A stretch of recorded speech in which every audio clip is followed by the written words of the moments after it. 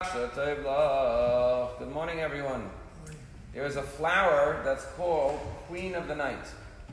And this flower is a cactus plant, and it blooms one night a year. And that's why it's called the Queen of the Night. And I was thinking that, in a way, tonight, Kol Nidre night, is like the Jewish Queen of the Night.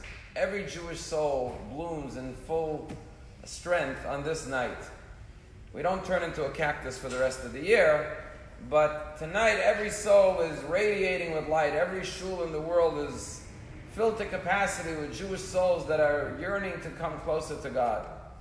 As a matter of fact, the custom is that men wear a kittel, a white garb, on Yom Kippur, and many women also dress in white on the holiday of Yom Kippur. Why white?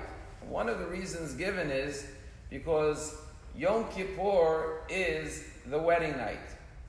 The night that we are called the Queen, and God is our King, and we feel our closest relationship to God on this night and this day of Achat B'Shana, the one day of the year. And when we come to shul dressed in white, we're like the bride, saying we're here for our marriage to God, to be one with God.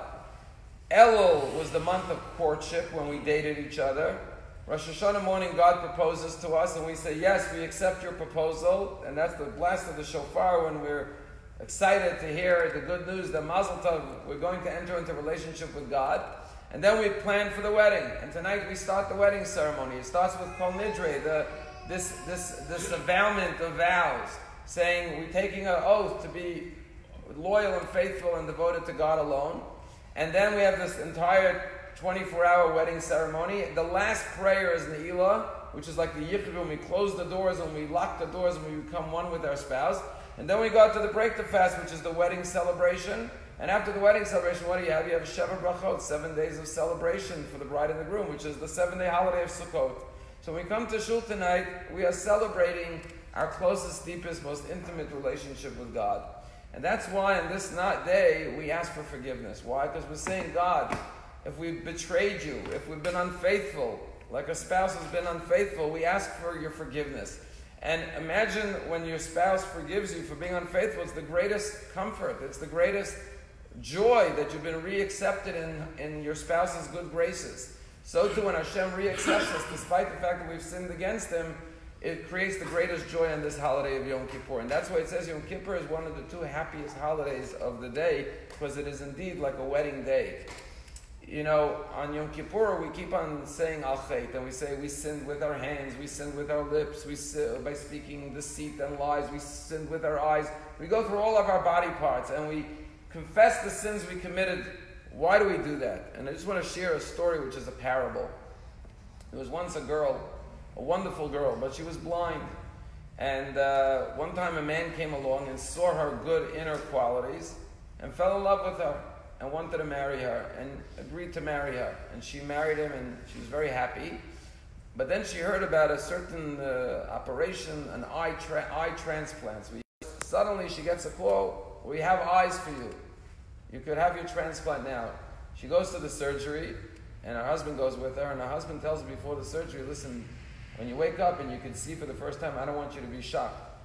I want you to know that I kept a secret from you, that I'm really blind too. You didn't know this. When you wake up and you see I'm blind, don't be surprised. Sure enough, she goes to surgery, she wakes up, she can see, and she sees her husband is blind. And she starts living her new life, and suddenly she can see, and she wants to travel, and she wants to go see the world. Now she has eyes. And suddenly she says, you know, my blind husband is slowing me down. I can't enjoy life to the full. I've been blind so long, I want to enjoy life. And now my I can't travel with him and enjoy life the way I want to. So one day, she tells him, I want to get divorced, because I need to go enjoy my life. And that's what happens. She gets divorced. When she gets divorced, he hands her a note. And he opens the note, and the note says, my dear beloved wife, you know I've loved you so much, and I wish you the best in the future. You should enjoy your new eyes and see the world. But just take good care of those eyes, because not too long ago, those eyes belonged to me. He had given her these eyes as a gift.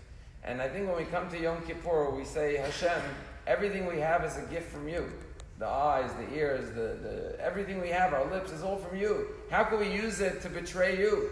And so we ask for forgiveness on this day, and we become one with Hashem, and we make sure that we don't just blossom like the Queen of the Night for tonight, but we remain God's Queen all year round.